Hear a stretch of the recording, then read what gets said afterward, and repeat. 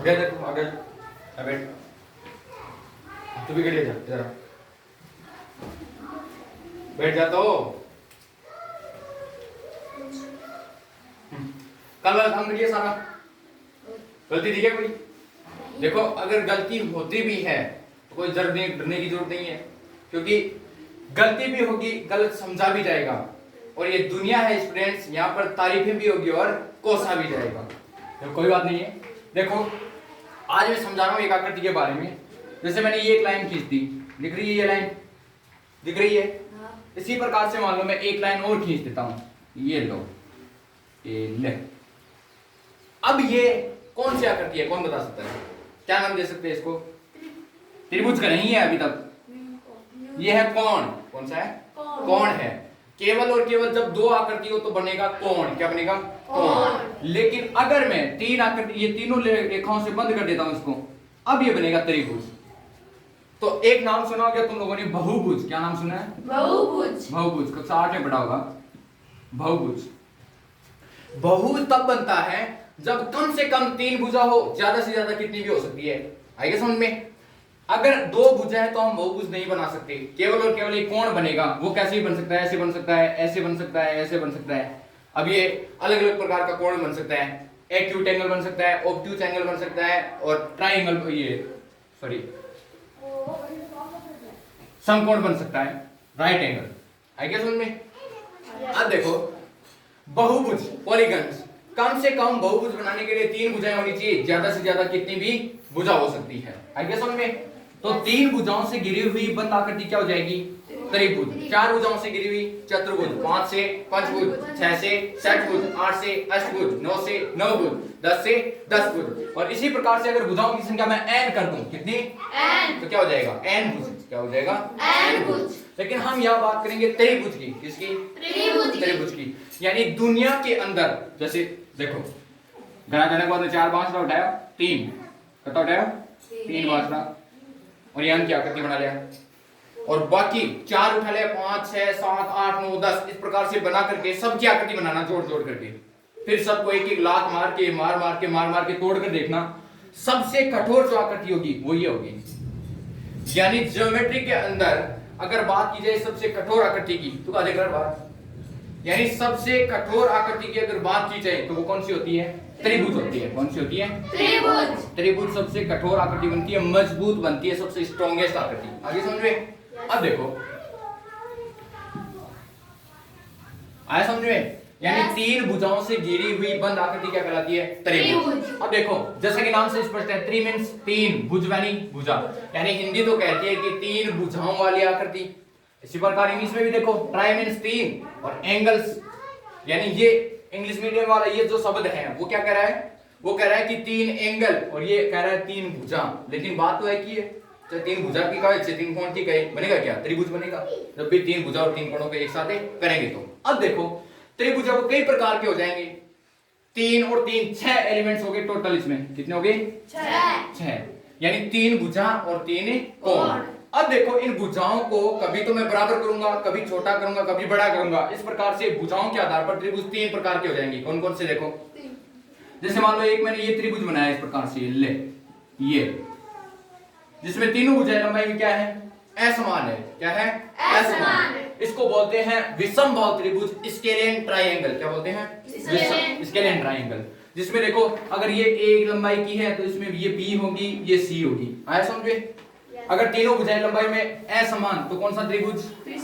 अभी मैं कोणों की बात नहीं कर रहा हूं, ध्यान रखना है। इसी प्रकार से अगर मैं तीनों भुजाएं बराबर कर दूं, ऐसे ये लो, ये बराबर कर दी, इसकी भी लंबाई ए तो इसकी भी ए और इसकी भी ए, तो अब ये त्रिभुज कौन सा हो गया? समबाहु त्रिभुज, इक्विलैटरल ट्रायंगल।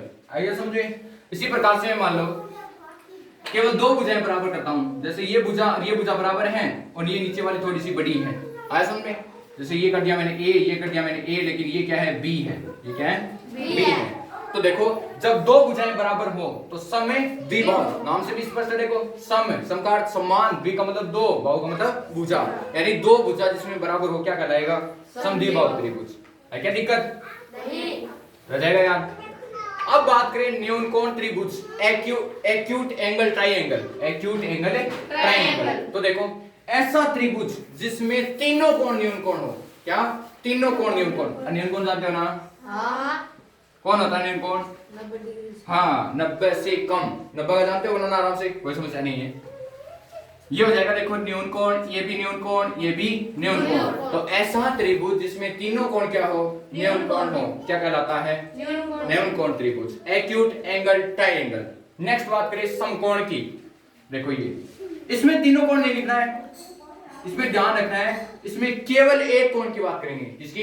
यानी एक कोण समकोण हो, एक कोण समकोण हो 90 डिग्री का हो तो क्या कहलाता है? समकोण त्रिभुज। आया समझ में?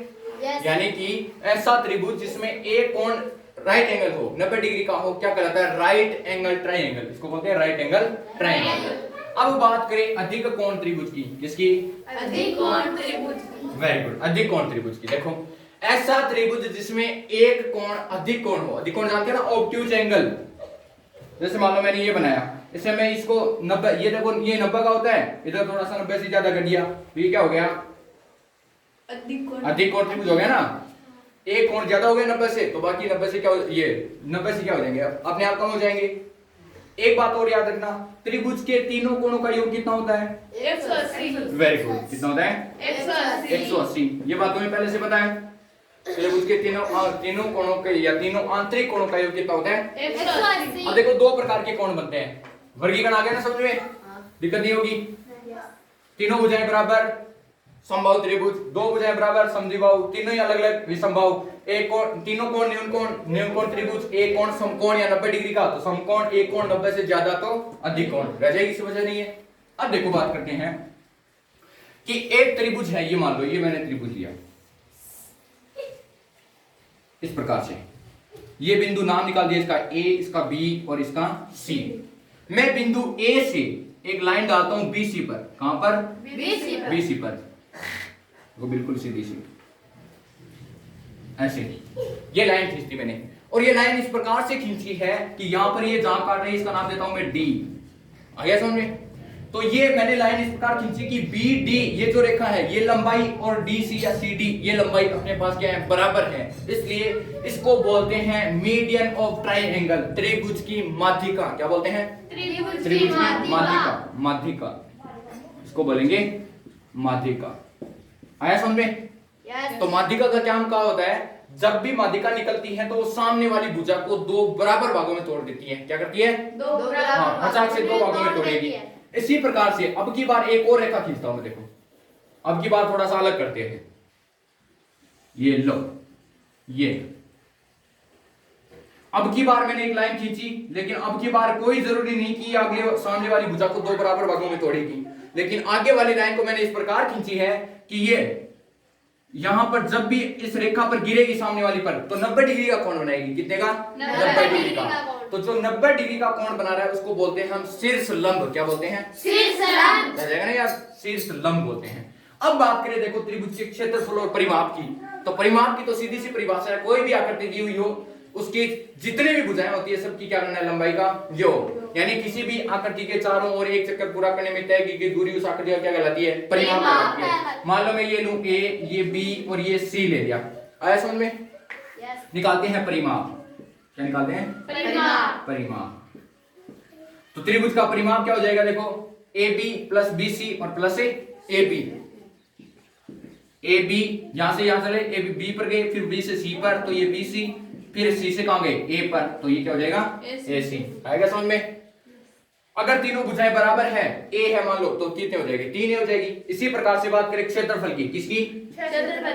क्षेत्रफल की। वैसे तो देखो क्षेत्रफल निकालने का अलग अलग त्रिभुजों के लिए अलग अलग सूत्र होते हैं। एक तो हीरोन का सूत्र, वो अलग होता है, 9th क्लास में है, वो आपने पढ़ा होगा। इसी प्रकार से बात करें तो एक त्रिभुज जनरली जो सूत्र होता है वो ये लिखते हैं 1/2 गुणा आधार और गुणा ऊंचाई। वैसे समबाहु के लिए √3/4 भुजा स्क्वायर वो अलग होता है समबाहु त्रिभुज के लिए। लेकिन अगर जनरली सीधा सीधा ही पूछा जाए तो समकोण त्रिभुज में भी ये काम आता है। और वैसे अगर किसी भी त्रिभुज की ऊंचाई दी हुई है, आधार की लंबाई दी हुई है, तो हम ये सूत्र लगा करके क्षेत्रफल है वो निकाल सकते हैं। तो 1/2 गुणा आधार गुणा ऊंचाई, ये हो जाएगा त्रिभुज का क्षेत्रफल। ठीक है, आया समझ में? Yes. कोई दिक्कत है क्या? नहीं। ठीक है, नहीं है तो बाकी कल देखेंगे।